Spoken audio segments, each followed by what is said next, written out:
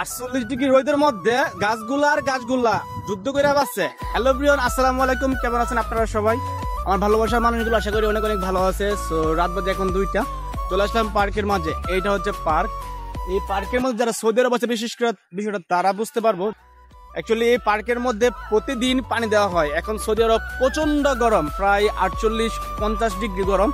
এই গরমের মধ্যে ঘাস আর গাছ দুইটাই কিন্তু একদম গরমের সাথে যুদ্ধ করে বেঁচে থাকে। প্রতিদিন এই পার্কের মধ্যে কিন্তু পানি দেওয়া হয়।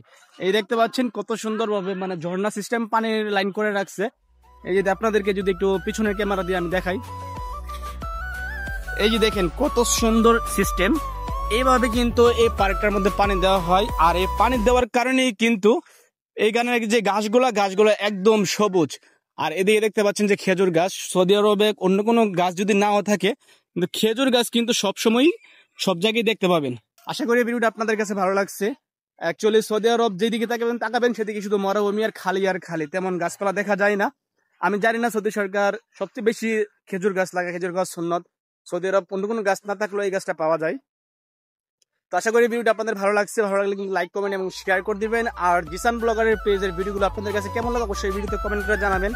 ধন্যবাদ সকলকে।